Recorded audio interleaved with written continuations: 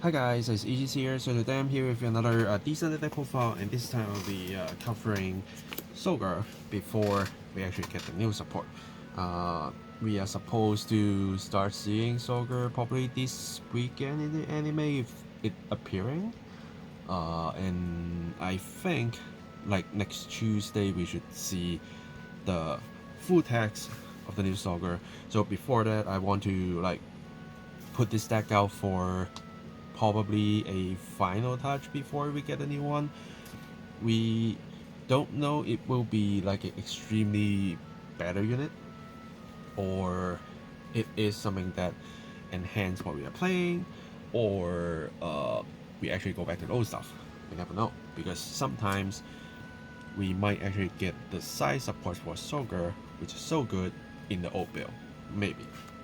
But before we know everything, I think we should at least give the current Soarer an update so you can see what I actually like plan to.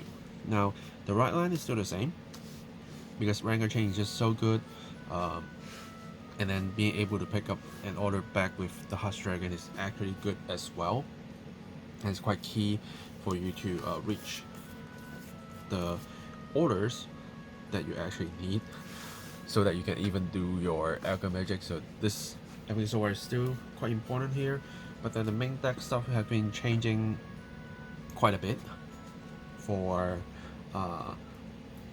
no matter is against the meta or actually a little bit mindset as well. So let's go for this. Now before we have the new Soarer, of course I'm playing for the Zorga Masques. It is basically still your win con, and keep personal rating is actually quite important in here. So maxing out is not something that you should questioning. Even though if you're playing a like quick game, I think you still consider slotting 4 in, because you need 1 in hand for your mask to open to activate the skill to ride into him, and you just want to keep personal rating him as much as you want to do. So so far no change on that, which is quite good, and that is also same with the Prison Dragon. So far I still haven't get to see the alternate art version of the Prison Dragon on site, so I never get another copy, so I'm just running for SP as well. But Prison Dragon is still your, again, win con. Even though without the personal right, he's kind of weak still, because like it's just a 15k to crit, and then if you also go mask without personal, I think it's 25k with crit. So you actually need to personalize plus the Alchemy Magic extra 10k, the total plus 20k to actually make the Prison Dragon scary. Else it's just a 1-card guard, and with the current states that so many cards can be 15 to 20k shield, even just Blue Zorga. For example, Veneno, they can just simply ditch a Blue Zorga for 20k. You actually need to pump to 35k, so at least ask them for more value.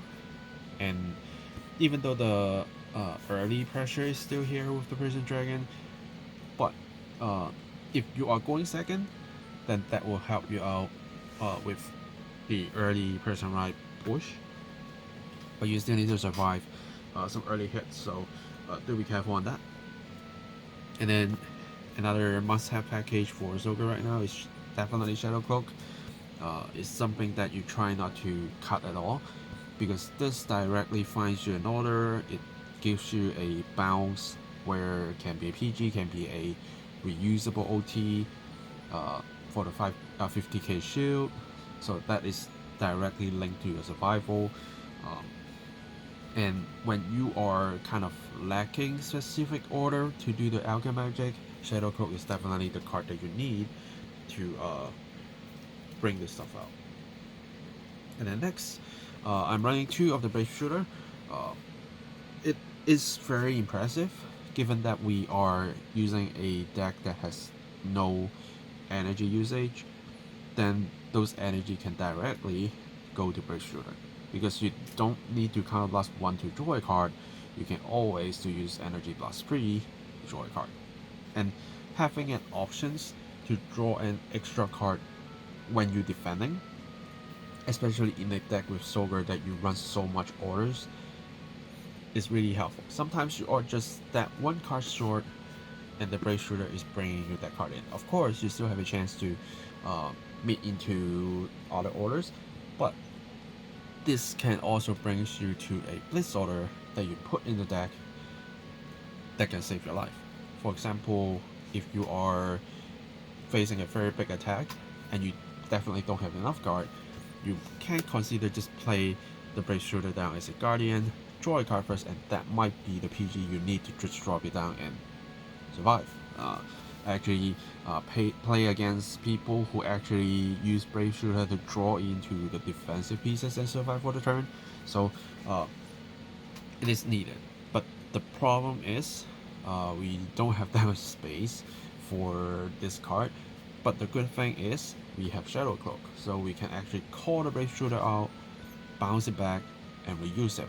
Even though we probably want to actually bounce the PG, but if we have like full stocks of cards, like all PGs already in your hand, you don't have a chance to actually use them, and you want to bounce them back, of course you can still bounce triggers, but this is also a option that you can actually consider. So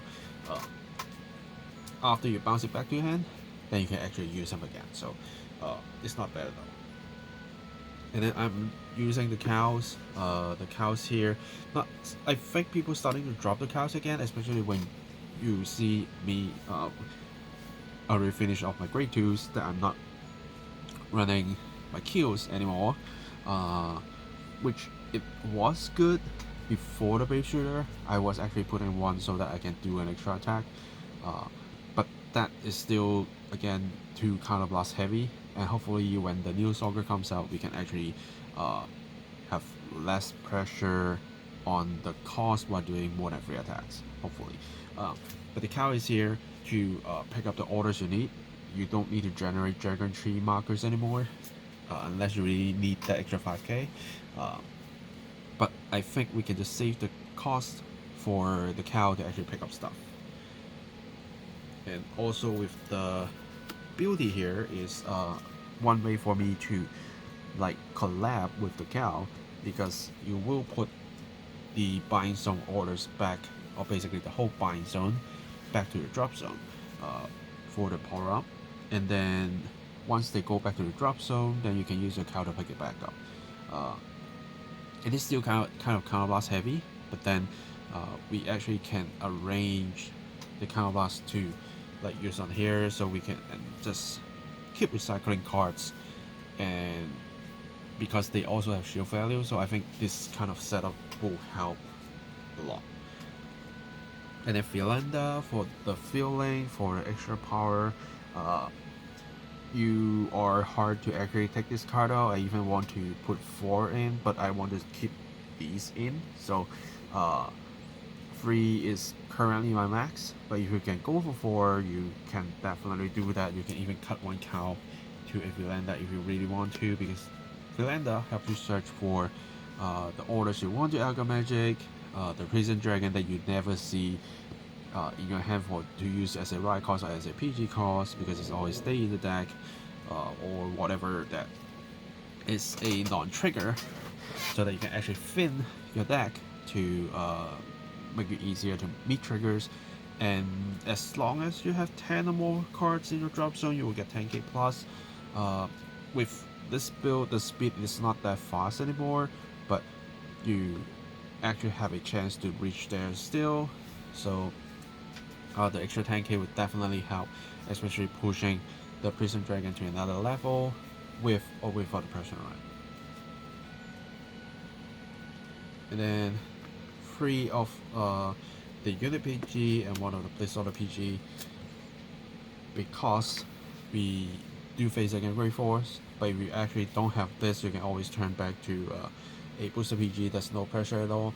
But because it's quite easy to get in it right now, as long as you basically get 6 of the new starter decks, you will get 1 for sure. So is quite accessible. So if you can find one, definitely put one in. And then one of the golden body for extra defensive.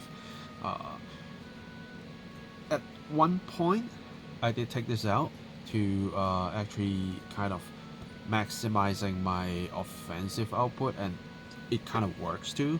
But then we are facing decks like Vanguard that somehow still hit us very, very big, or like even CEO is going to minus you so hard, and then they are also having a lot of power. So you do want something that can protect yourself.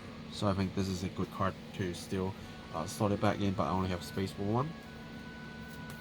And then to normal orders, actually using the Angel Ladder instead of Forbiddle.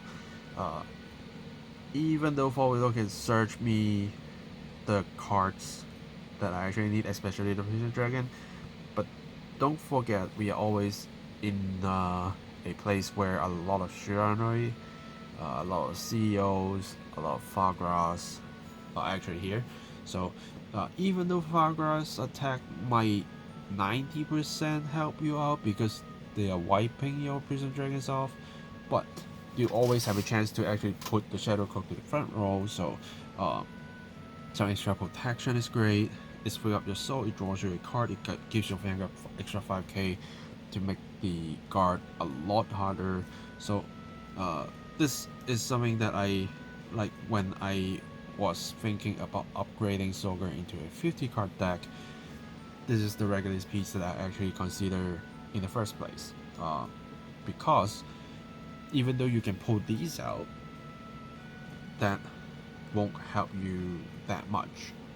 You have a lot of deck feeling already, and what more importantly is if you are actually facing a Shiranui player, even just a Prison Dragon will just make you suffer, kind of.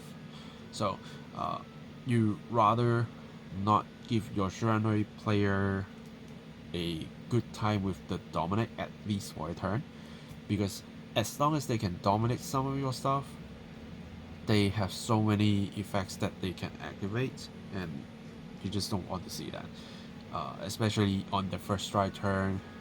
If they go into Magun Tembu and they just like swing you 2 times with dominate, and then use their standard to both attack you 2 times each, that's not going to be a good joke. So you just want to stop them doing that, make basic attacks, and then we can at least try to defend ourselves. So this is definitely the choice to make, and it won't be a bad choice for you. And in 2 masks, as long as you try that 1 mask and feel the pain, you will never put it down to 1. So 2 is good enough, and it's a free order to use without any soul blast cost, energy blast cost, counter blast cost, so it's just great.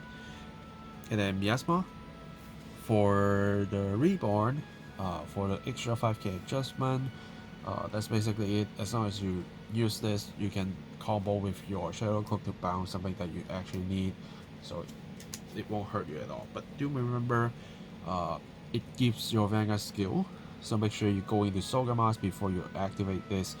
Don't use your Blue Zorga, activate this, and then jump into a Zorga Masques. You will probably lost the skill and just feel sad about it. Wandering Souls, you really need the extra drive to make your opponents to at least try to overguard you. You need the extra drive to be very aggressive. So in the past I always slot in 1, and then when I see where I need to be aggressive, I will go for 2. So here is the aggression. And then Tivo Menace, always a good soul charge, counter charge card, so nothing too much to say about that. And then one of Mystic Habitat, another card to search pieces that we needed, so that we can bounce, we can squeeze our deck. That's basically it, nothing too much to say. But if you want to be more sort of defensive, you can try to turn one of these normal orders into the unnatural death so that you can pick up this again. But because I'm using the beauty and the cows, so I'm not considering that part. But if you are not using the cows and the beauty, then say there are 3 slots, right? Then you can turn one into a Philander, turn one into a natural death, and then turn another one to another copy of this. That will work. That definitely will work. But I just want some early aggression as well, because they are units that I don't mind them go to the drop zone. I just pick them back up. So I think that will do. Now triggers. I think quite a lot of people still consider to use the fire elemental OT, and I have to say there's no wrong in that at all. But for myself, I'm starting to like to use the Zoikia OT more, even though the Prison Dragon with crit with 100 million swing 2 times is very tempting. There are times that I never see Prison Dragons, and I want the attack to still be threatening. So the Stoichia OT is definitely something that can do the job, that I can give crit to somewhere else. I still get to heal, so there's a lot of things that can happen, but it's more of a personal choice. If you do prefer the fire elemental OT, you can still definitely go for that. I think I just like this more. And then Force Roaring crit, even though we don't have a chance to actually soul in our crit, but we do want some emergency plan when we need to soul blast. So not like other videos that I can tell you use normal triggers. This I would suggest you to use the soaring crit if you have any. And then I have more Ulala crits, so a total of 7 crits. And then 4 fronts. Fronts is still definitely something that help Soarer, especially you are only doing 3 attacks. Even 4 attacks I think is still great, because you will just only attack with 1 and then use your Vanguard attack, and the front triggers will just give the benefits to all of your front row units. Unfortunately, I don't have the other 2 Masanori front triggers yet, so I have to use the ones from the Triple Drive booster, which is not bad, but one day I probably will just get all 4 of these. And then ending with 4 heals, with one of the heals that's a multiple attacker defensive heal, because we do see a lot of Vagra. That is definitely something that can help you out, so I'm using that. But if you want to use normal heals, you can, but I think starting one won't hurt you. Just make sure you guard with your other cards carefully and you will be fine. Yeah, so this is basically the updates.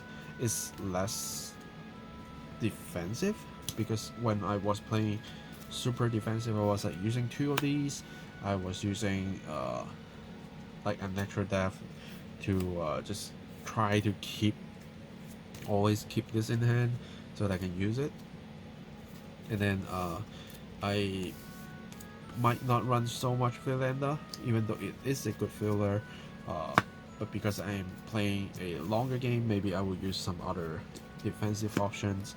And if I really want to go defensive in a 50 card deck format, I'll definitely try to max this out for the little extra draw.